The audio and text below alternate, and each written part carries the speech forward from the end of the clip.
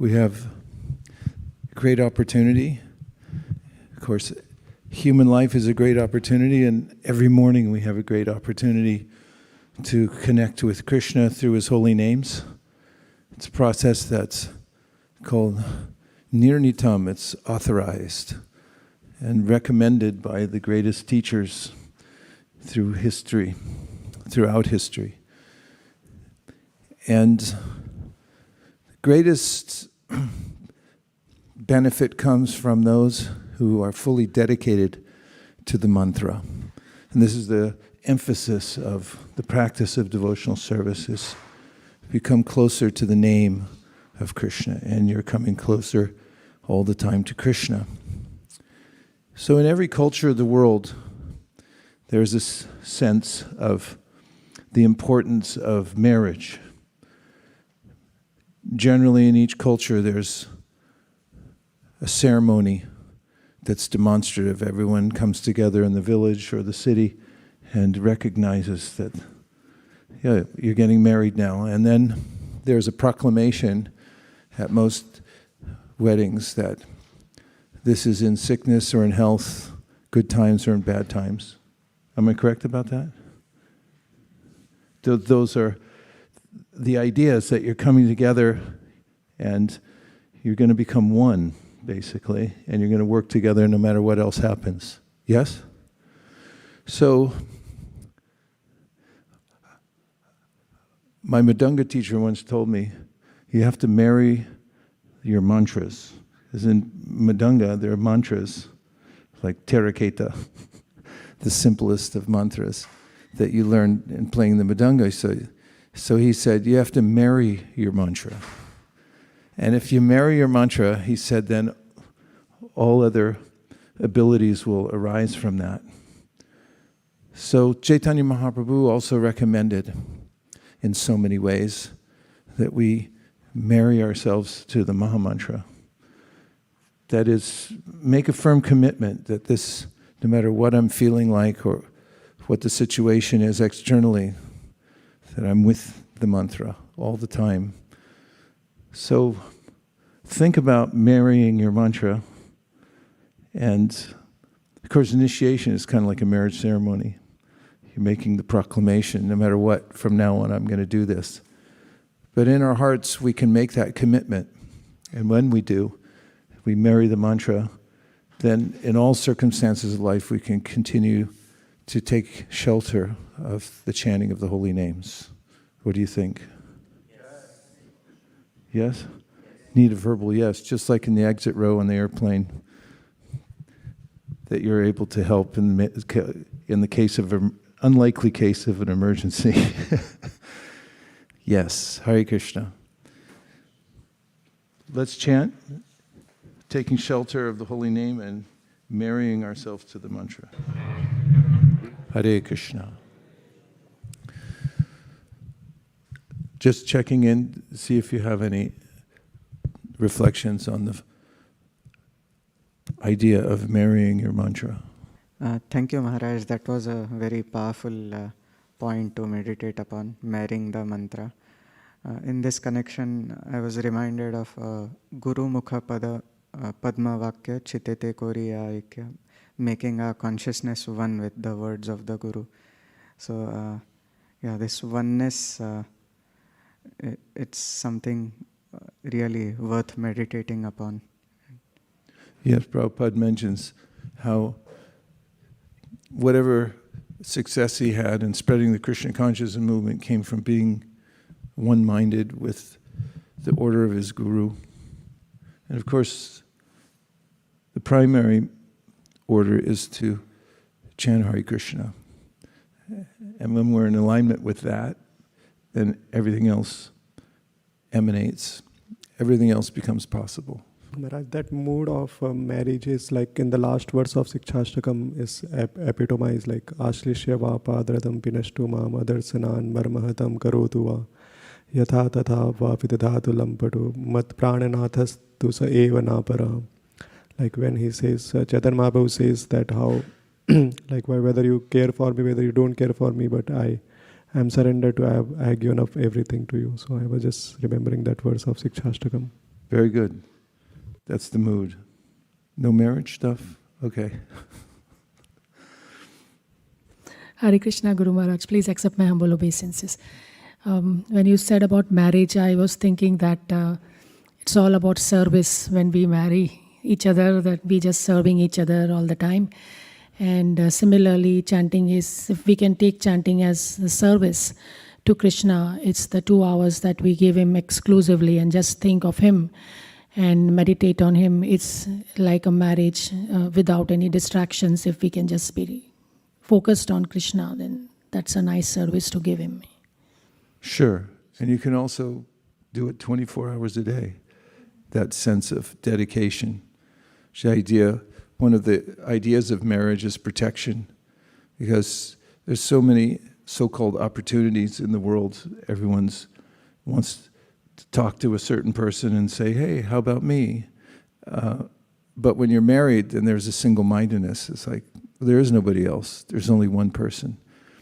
And similarly, when you marry your mantra, then there's this sense when every other urge comes calling and there are other opportunities, and they say, this is very nice, but I'm already married. You know, I have my ring on here. This is what the neck beads are like. I'm already married, sorry. Can't help you this lifetime, maybe some other life. Jai. So we can think about that as that's our protection. This mentioned in the first canto, second chapter of the Bhagavatam, that the Supreme Personality of Godhead is the pati, or, you know, like the husband of the devotees. He's always there protecting. So if we take it like that we're taking shelter of the holy name protects us from having to be involved in the various dastardly ways of the material world, and we can just take shelter there and say, I'm already taken. So we can chant in that mood. Gaur Premanande Haribol. Gaur Premanande Haribol. So that's our last chance for some reflections about your chanting today, or any of the ideas we talked about. In the Srimad Bhagavatam, somebody can tell me which verses precede Tasmad Ekena Manasa Bhagavan Sattvatam Bhati Shrotavya Kirtitavyascha Dheya Pujascha Nityada. Can you say? This is first canto, second chapter. But the verse says, Tasmad, therefore, because of all the things that have just been mentioned, one should one-mindedly take shelter of the pati, or the Lord, the husband, the one who's the protector. Tasmad ekena manasa. So in this verse, pursuant to the metaphor we're talking about, marrying your mantra, and throughout the Shastra, but this particular verse has the word pati. So tasmad ekena manasa, you should marry your mind to the pati through the process of devotional service, including chanting the holy names.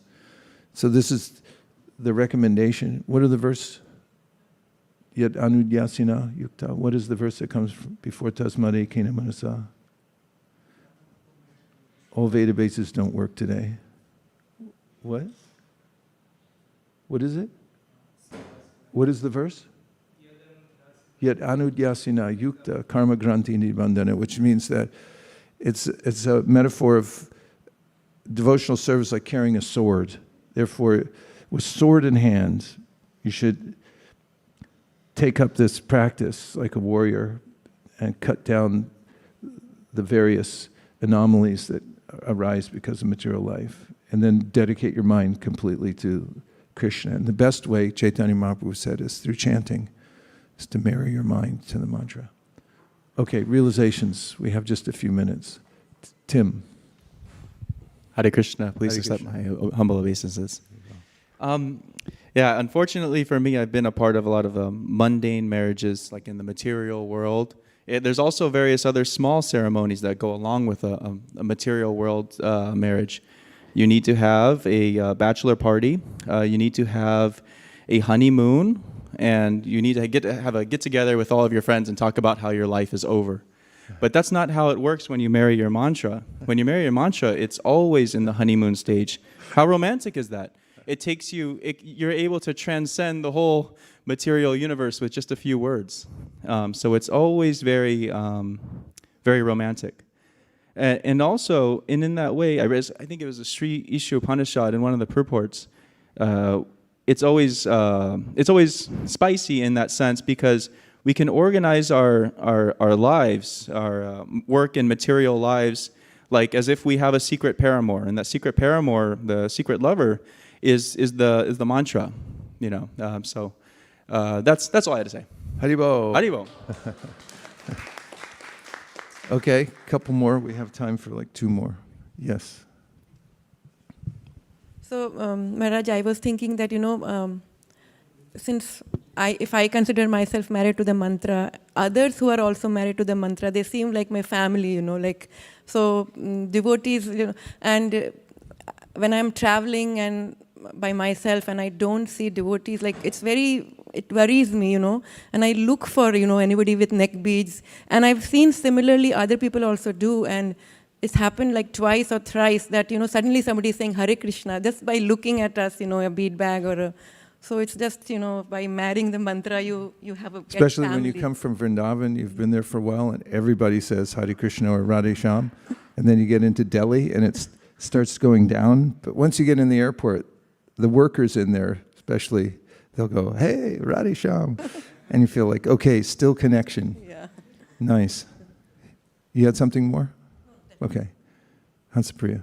I was also thinking the marriage with a mantra, it makes it so much more meaningful because when you marry not just the mantra, but everything else along with it. So, for example, the devotional service, different aspects of devotional service also. So it doesn't feel like, okay, only the mantra, but it actually makes a whole big entourage of like deity worship or book distribution.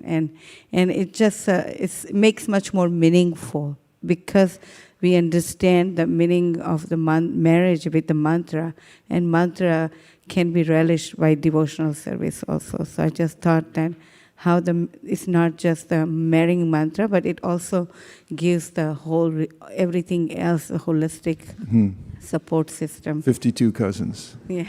Haribol. Prabhu. Maharaj, thank you for the point on marriage. Marriage is a very intimate relationship. Your partner knows you inside out. So when I felt despondent and dejected because of the falsities that are there in my heart, that relationship has helped me to come out of that. And there are points when I have not been able to understand what I have been doing, then it's been giving me constant feedback that you need to improve there. So in this world, we are all looking for a soulmate. And if there is a relationship that will actually be with our soul always, that is going to be the holy name. It's extremely important to remain strong, to have someone you can be vulnerable to or with and really reveal your heart. Because most of the time we have some sort of mask. We don't want to reveal everything. But your point is well taken that there's a way in which you can reveal everything to your pati, to Krishna, and just say, this is how messed up I am. Please help. And that's really important. Thank you for bringing that point, and for everyone for considering the metaphor and digging deeply within it, and for gathering for this program.